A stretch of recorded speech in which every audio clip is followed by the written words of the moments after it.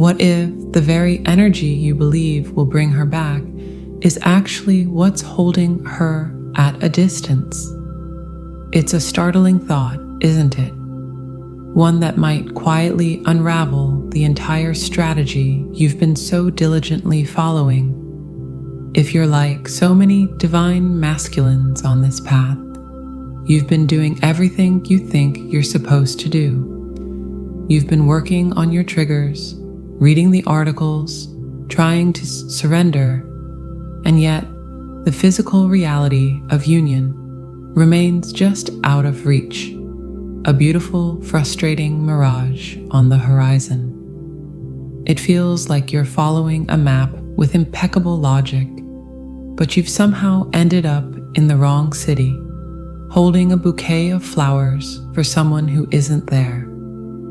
The longing itself becomes a kind of prison, a constant low-grade hum of not yet that colors your entire world. But what if I told you that the key isn't in trying harder, but in perceiving differently? What if the secret doesn't lie in perfecting your search, but in fundamentally altering what you are searching for? This journey asks something of you that feels almost backwards, a sacred paradox that the logical mind simply cannot compute. It's not about becoming a better version of yourself or her. It's about realizing that the most powerful magnetic force you can possibly emit is the profound and unshakable signature of a man who is already whole, with or without her. The separation isn't a test of your patience, but a recalibration of your very being. She isn't waiting for you to get it all right. She's waiting for you to stop playing a game of chase and start standing in the magnificent truth of who you are when no one is watching.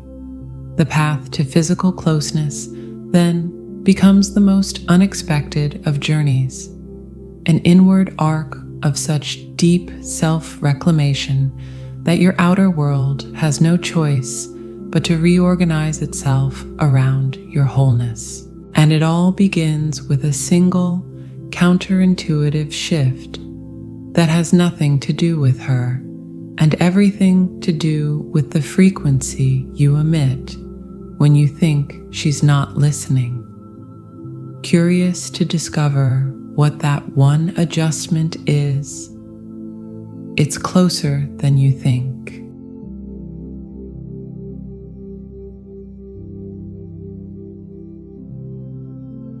Let's be real for a moment.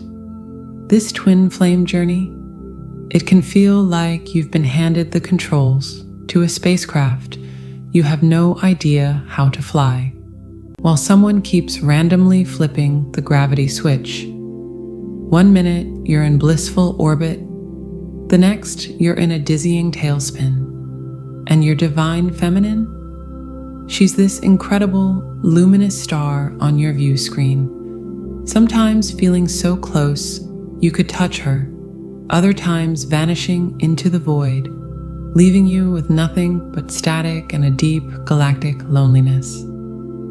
Your every instinct, every fiber of your human self screams to fire up the engines and go get her, to chase that light, to close the distance. But what if I told you that every time you fire those thrusters in a panic, every time you lurch towards her from that place of lack and fear, you are, in fact, creating more space?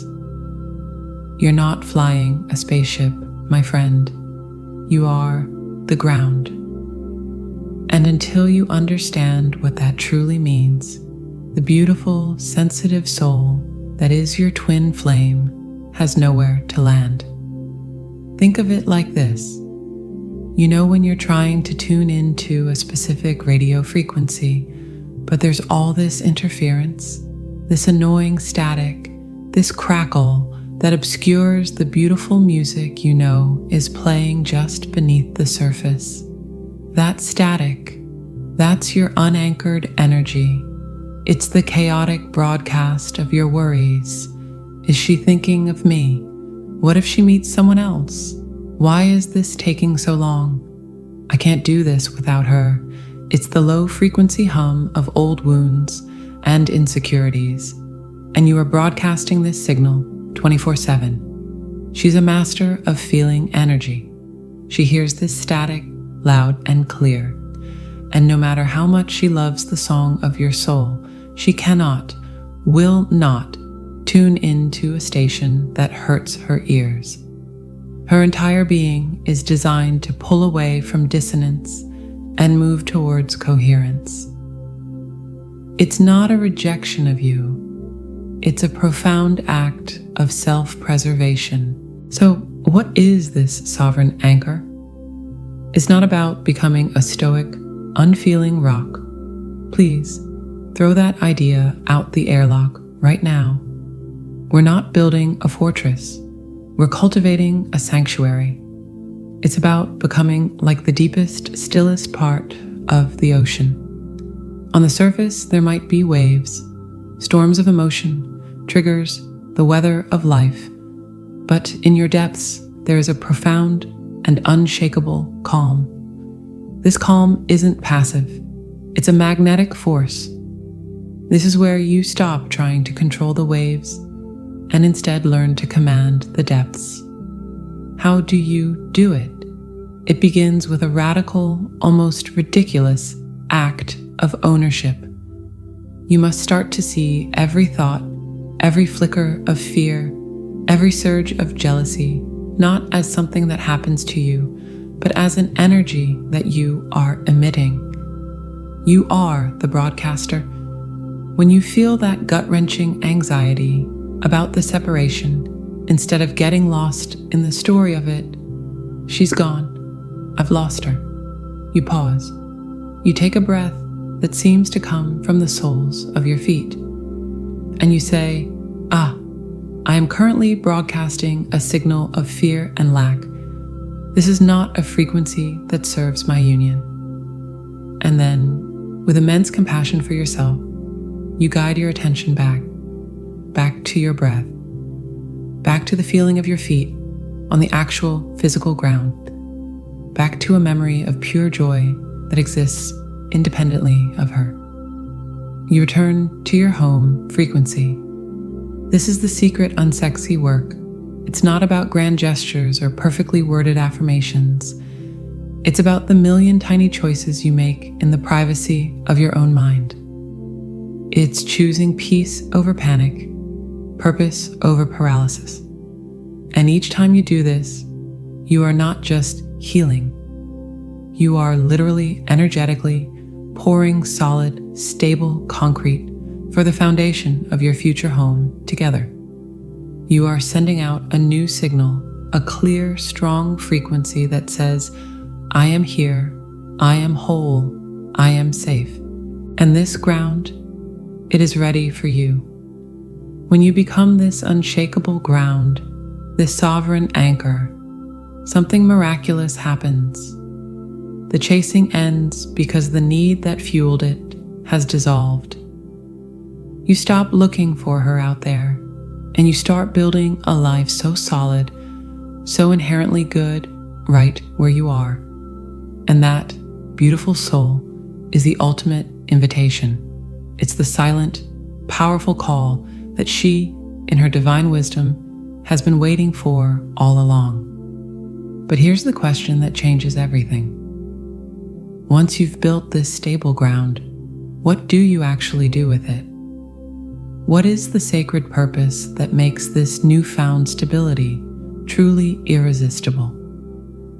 Well, that's a whole other conversation, and it might just be the most liberating part of the journey.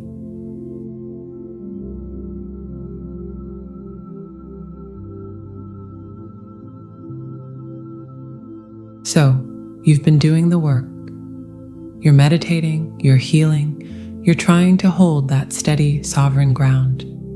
It feels good, solid even. But then, there's this quiet whisper in the still moments, a nagging question that slips through the cracks of your newfound peace. Okay, I'm stable. Now what? Am I just waiting? It's a brilliant question, and the answer is the single most liberating secret of this entire journey. The universe, in its infinite wisdom, did not bring this tornado of love into your life just so you could finally, after all this struggle, enjoy a nice, quiet, comfortable coffee date. Let's be honest, that would be a little anticlimactic, wouldn't it? After all this fire and longing, just pleasant conversation? No. This connection is a catalyst. It's a divine spark meant to ignite something in you that is so much bigger than romance. Think of it like this. Imagine you have a God-given talent, a deep-seated passion. Maybe it's for building things with your hands, for writing stories that unravel truth, for creating communities, for healing animals, for understanding the patterns in code or in nature. This is your sacred purpose. Now, imagine that purpose is a magnificent, sprawling piece of land that has been given to you. It's your plot on this earth. But for years, maybe decades, it's been overgrown with weeds. The weeds of self-doubt, of distraction, of how will I pay the bills, and what will people think? Then your twin flame appears, and the intensity of that connection, the sheer voltage of it, doesn't just light up them, it floods your entire property with light. Suddenly, you can see it all. You can see the weeds for what they are. You can see the beautiful, fertile soil beneath. And you feel this irresistible, almost furious urge to build. Not a castle in the sky for the two of you to escape into. A fragile fantasy that would collapse in the first real storm. But a real, tangible, functioning homestead on your land, a workshop for your genius, a sanctuary for your soul. This is the work. This is the missing piece. Your mission is not a distraction from your twin flame. It is the very vessel that will hold your union. Because here is the mystical, rarely spoken truth. When you are consumed by a mission that sets your soul on fire, you undergo a fundamental alchemy. You stop being a seeker and you become a creator. And a creator is inherently, magnetically whole. Your energy shifts from I need you to complete me to I am complete and my creation is my joy. Can you feel the difference?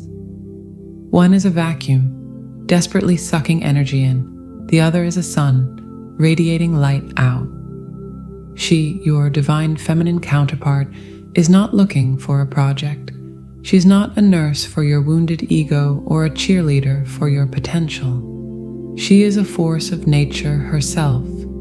And a force of nature is not attracted to a vacuum. She is drawn to another sovereign force. When she senses you in your purpose, when she sees you building, creating, falling in love with your own capacity to shape reality, that is the ultimate aphrodisiac. It tells her, without a single word, here is a man who does not need me to build his life for him. Here is a man with whom I can co-create a world. This is how you stop chasing and start commanding reality. You stop making her the end goal, and you start making her your proposed partner in a breathtaking shared enterprise. The union is no longer the destination you're desperately trying to reach. It becomes the natural, logical, and utterly inevitable next phase of your individual missions, merging into something greater. You are building a reality so vibrant, so aligned, so dripping with purpose that her soul would be foolish not to step into it. How could she not? It's where she belongs. It turns the entire dynamic from a tense negotiation into a joyful collaboration. So I'll leave you with this, the real question you need to ask yourself tonight. It's not, does she love me, or when will she return? The question is, what is that one thing you've been secretly dreaming of building, creating, or changing in this world? The thing you've been too afraid to fully commit to? And what would happen if you started building it for you, not as a strategy to get her back, but as an act of supreme love for yourself and your own divine reason for being here? The answer to that, well, that's where the real magic begins. And strangely enough, it's often the very key that finally, softly, turns the lock.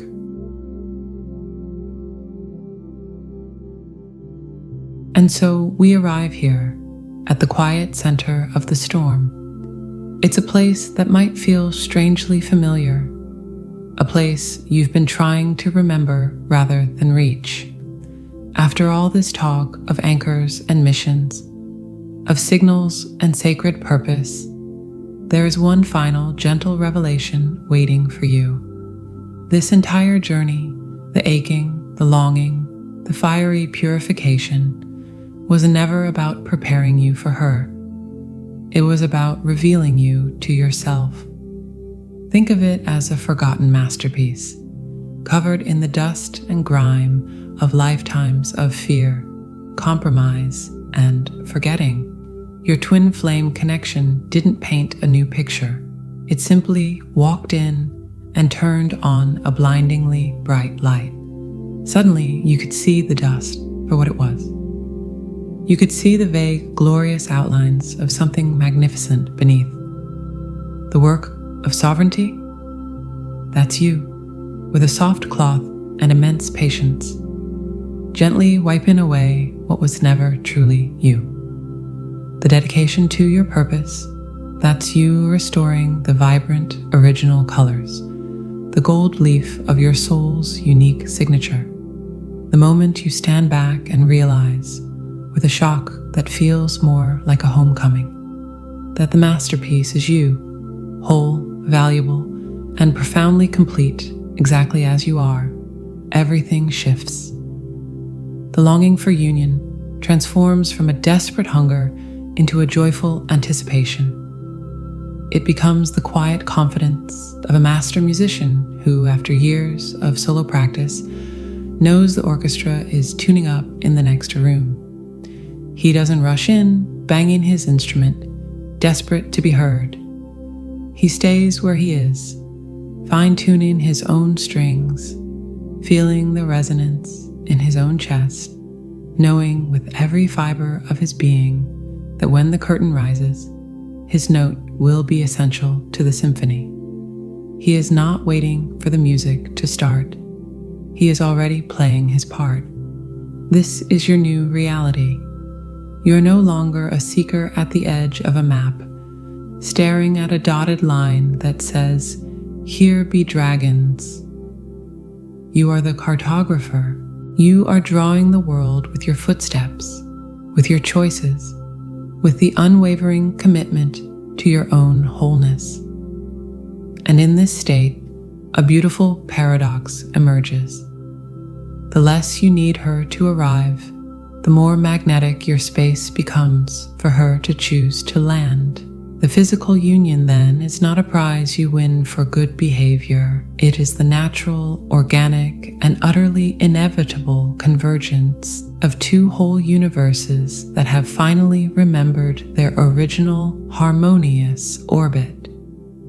It is the gravitational pull between two stars who have each learned to shine with their own fierce, independent light. So walk forward from this moment, not with the burden of a quest, but with the lightness of a man who has already found the treasure he was looking for. And it was buried in the very core of his own being all along. Build your life so brilliantly, so authentically, that if she were to walk in this very instant, her only possible words would be a smile and a sigh of relief. Ah, there you are. I've been looking for this place everywhere. And the most fascinating part? The moment you truly, deeply don't need her to say it for your validation is the very moment the universe conspires to make sure she does.